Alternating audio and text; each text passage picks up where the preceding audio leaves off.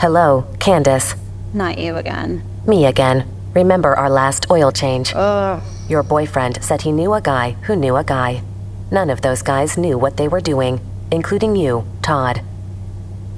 Silence your oil change anxiety at Valvoline Instant Oil Change, where you can watch our experts change your oil right from your car. Thanks for coming in. And finish in about 15 minutes. Valvoline. Service you can see, experts you can trust. I'm Mallory Hartley. That's Greg Powers, and it's This Week in Cruton.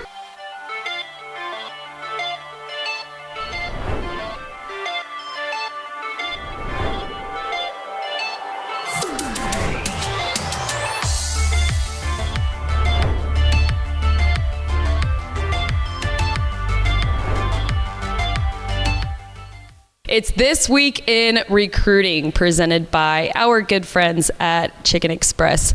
I didn't have Chicken Express last week, and I felt like something was missing in my life. Well, now I know what it is. It's because I didn't have Chicken Express. I made up for it. I had that yellow box on my lap while I was watching college football this week. Jealous. And it was a pretty fun week of college football. It was a banger of a week for college football. And what I wanted to point out specifically are the Texas high school football players, former Texas high school football players that did really well at the next level this weekend. One of them specifically that came to mind was during the SMU and Baylor game. There was a great pass from Kevin Jennings, South Oak Cliff alum, to Jalen Cooper, Cibolo Steel alum. That got me so hyped up. It was cool to see Cooper contributing right away. Of course, he was a DCTX 4-star.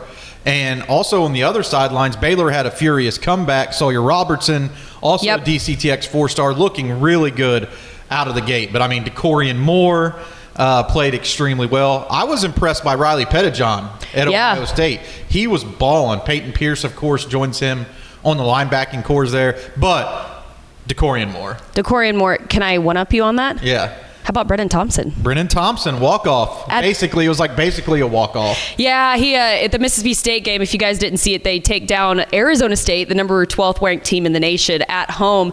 And there was about a minute and a half left on the clock. Arizona State went down, kicked a field goal to take the lead. I was at the game, by the way. And minute and a half left, and then Brennan Thompson, basically, like you said, walk-off touchdown to win the game. 4-star. Former DCTX 4-star out of Spearman, Texas. But that was Bussy, an electric Bussy and a lot game. of guys at A&M. Bussy looked great. Bussy looked great too. From Timpson. Yeah. So it's cool to see. Like you mentioned Spearman, and then I automatically thought of Timpson. Jacoby Williams, Tech balled out, put a lot of points on the board. John Mateer at Oklahoma. Big win over Michigan. I mean, he looked fantastic. Yeah, he really played well. And I think he is the buzz of college football right now. I think he's the darling heading into week 3 and has put himself into Heisman contendership.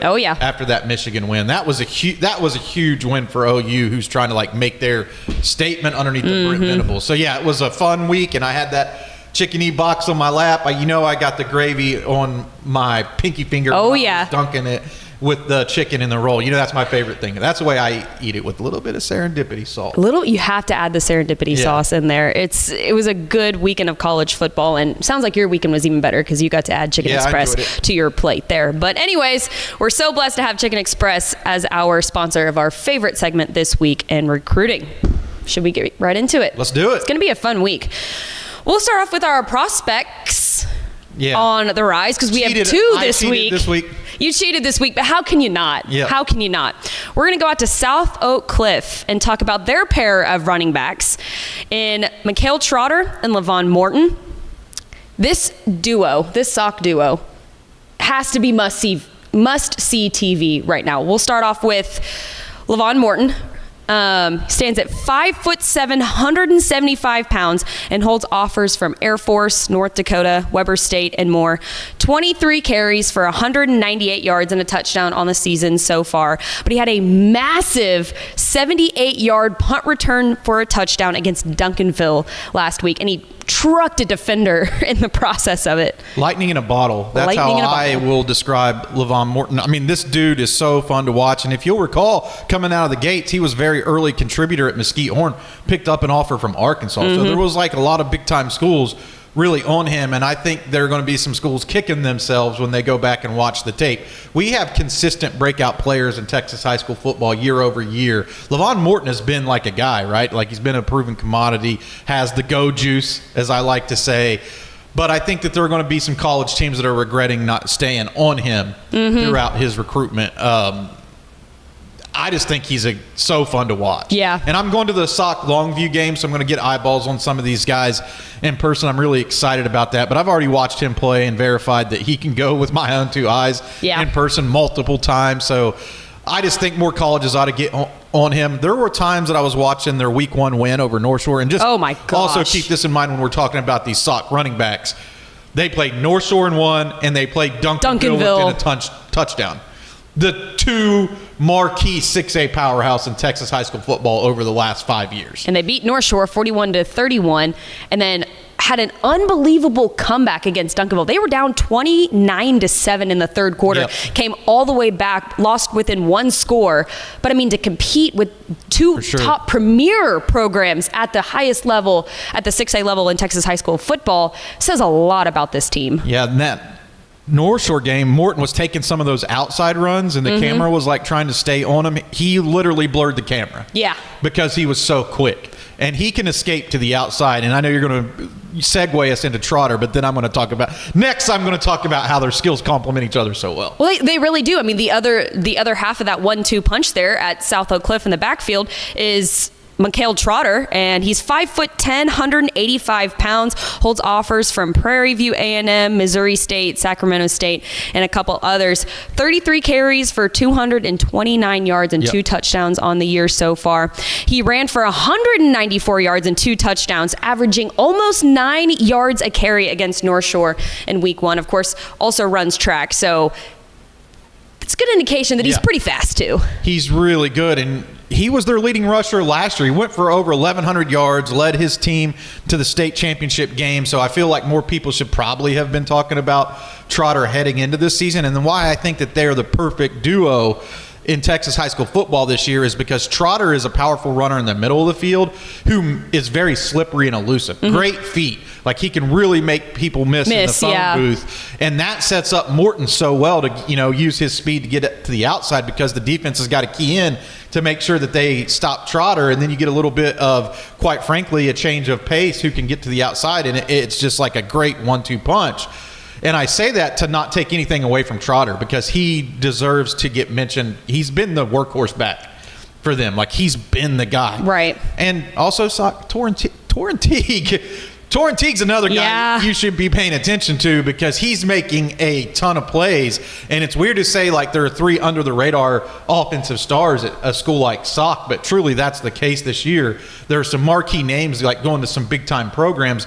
A lot of those guys are also on the defensive side of the ball. But some of these guys that are, like, the offensive stars are flying under the radar. I don't think they will be for long. But no, the offense is absolutely humming right now. And I think before the season even started, South Oak Cliff was absolutely on our radar to get back to AT&T Stadium and seek revenge from where they fell short last year. Yeah. But this is a team that we're going to keep our eyes on this year. I'm picking them now. I've already been in the office. We've seen enough. Heard me. Yeah. I'm picking them now. That's my pick for now. And I think I agree with you. Picking them now for now, and I think I agree with you. 2 prospects on the rise this week, and that's Mikail Trotter and Levon Morton. Let's move on to our commit of the week. Our commit of the week, let's go down to Katy and talk about Katy Jordan, tight end Benny Okwura. 6'4", 210 pounds. He's a DCTX 3-star tight end who committed to UTEP this past week over offers from Sam Houston, Texas State, UTSA, Arkansas State, Miami of Ohio, and more. He attended Houston St. Thomas prior to his junior year, got the start as a junior. He is, to me, what sticks out to me the most is his size. I mean, like I mentioned, 6'4", 210 pounds as a tight end, but his hands, super strong hands, 12-inch hands. Wow. I mean, some big mitts. Those are some big mittens. How do you find mittens that big? I mean, or gloves that big? That's huge. It's really cool to see Okwura make his commitment to UTEP. As a guy who I got to meet when he was kind of first bursting onto the scene. Of course, his brother Michael Anthony Okwura at Cal, former DCTX 3-star, and now Benny is also a DCTX 3-star. I've seen him have some breakout moments. There are times where, especially like for Katy Jordan's 7-on-7 team this year, we got to watch them at the state championships. There were times that he completely took over games and went on like these strong runs where it's like 6 catches in a row or 6 touchdowns in a game, or they just feed him the pill, and that's what I'm excited to see him as he moves into college. It's not really fair to call him a tight end, and it's not really fair to call him a wide receiver.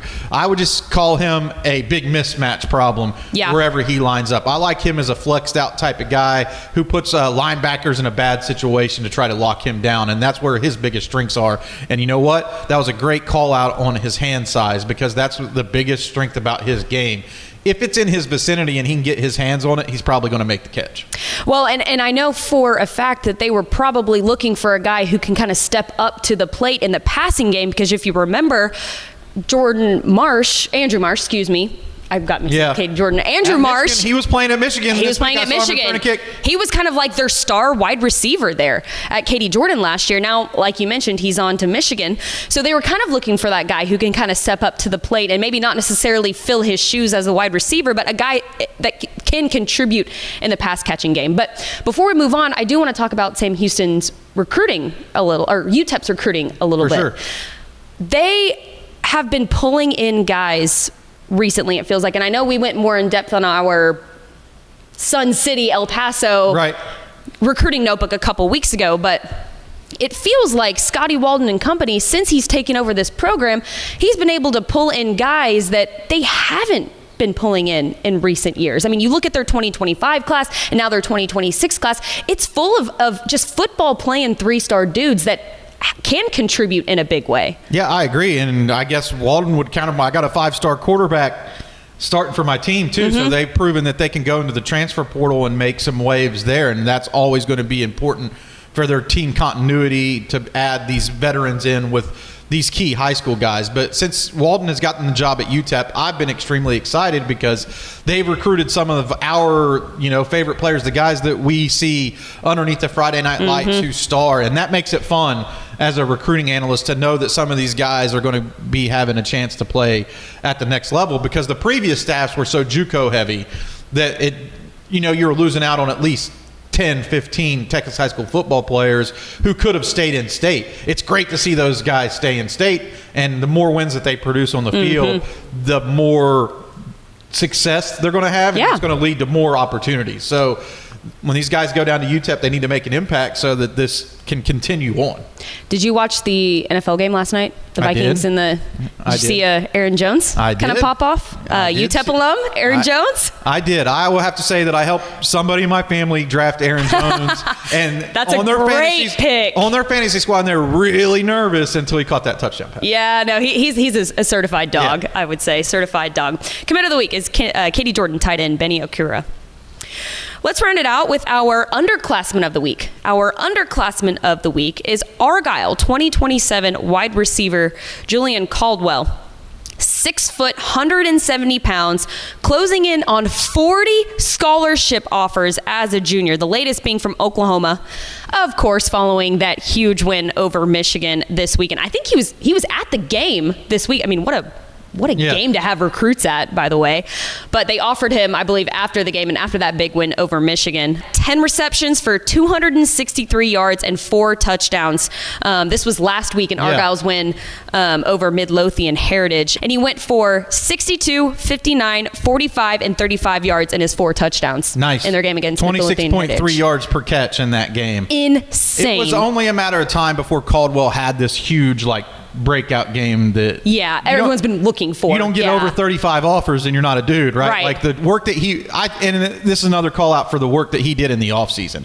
He put in a lot of work. He's a completely different dude than he was last year, and he was awesome last year. He was already one of the top recruits in the country, and now you just look out there and see him in his pads, and he's just very well put together, strong, 6'1", 185 pounds.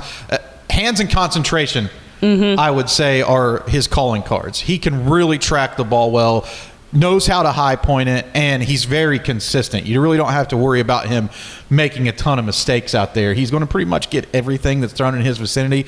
But when you pop in that tape, in high school football, there are a lot of guys who can run a great fade route or streak or post and get open deep down the field.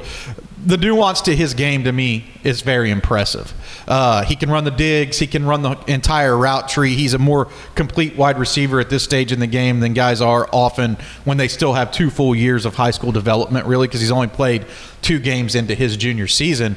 So he's got a lot more reps underneath his belt at Texas high school football, but he already plays like a guy who's in college now. And I think that's why these colleges feel so comfortable pulling the trigger on giving him a scholarship. There's not a lot of guys. I mean, I think there's one. There might be 2 now. 2 players in this class who have more than 50 offers in the 2026 cycle. Well, in 2027, now I expect Caldwell to get well over 50. Well over 50 at that point. Not an easy thing, actually, to do. As a receiver, too. As a receiver. There aren't a lot of wide receivers who, maybe you'll get one every year who make it on the top 5 most offered list. But Caldwell has got all the big dogs coming after him, and justifiably so. His numbers are only going to go up throughout the course of the season. And they played a tough game out of the gate against Lone Star. Yeah, they Bounced back strong against Midlothian Heritage. And I think the ball's rolling downhill now for that offense. There's so much talent on it. And Caldwell's going to get his fair share of catches this year. I was going to say, Argyle just always seems like a team that is in the mix for a big season. They always have AT&T Stadium in their sights, come December time. Sure. But this offense is super fun to watch. Like I said, McGuire Gasperson at quarterback, Julian Caldwell at receiver, and then Braden Bach there as a tight end. And we did his commitment. Always shout out to Braden Bach for letting us do his commitment. But it's always a strong offense, like you said. They're always running game. And a strong running game as well. Yeah, so they are well-rounded, I would say, this year because they have the quarterback and the wide receiver. They're always big up front and pound the rock a lot, So to be able to spread people out, that's only going to continue to see them make improvements week over week. And they burst out of the gates last year in 5A and were so strong. That was one of the surprises to me. And every time I'm sitting talking ball with Tepper or somebody like that, I always say that, and he's like, "Why would you be surprised about Argyle?" Well, I was surprised about Argyle because it was the jump up, and that's always to me has been one of those traditional blue bloods in 3A, 4A, and now they're a big 5A school. And making it, and that jump is tough. Argyle. And they're still Argyle. Was cool to me. Yeah. You worry about that. They're still Argyle. Yeah, absolutely. Still Argyle. They're not going away anytime soon. Not going away anytime soon. Well, that'll do it for us this week. I can't believe it's already week 3 of the Texas high school football season. Do you want to give the fans insight on where we'll be on Thursday night for our DCTX Rising Game of the Week? Yeah, no doubt about it, because it is a big one this week. We're going to be down in Fort Bend to watch Ridge Point defend Hall Stadium against Cypress Bridgeland, and there's talent on both sides of the ball. I'm going to make a couple of young player call-outs. There's some upperclassmen definitely in this game, but Brayden Graves at Cypress Bridgeland was absolutely decapitating players on the game film I watched from last week, and a guy who I'm very excited to see because flat-out speed on the defensive side of the ball, Braden Bonnick for Fort Bend Ridge Point, an up-and-coming linebacker who's starting to collect. I think he's collected over 25 scholarship offers now, all the big dogs nationally coming after him. And I think he was the fastest player in pads for Ridge Point coming out of week 1. You don't often say that about a linebacker, so I'm pretty excited to see what Bonnick's bringing to the table. Absolutely. Make sure to tune in to TexanLive.com for that game. You can also tune in to YouTube. We'll have a free stream out there on our YouTube page as well of the full game. As always, keep it locked on at TexasFootball.com. Quick reminder, we'll be here every Tuesday during the season at noon to bring you the latest recruiting coverage around the Lone Star State. For Sam Moore and Greg Powers, I'm Mallory Hartley. We'll see you next Tuesday at noon.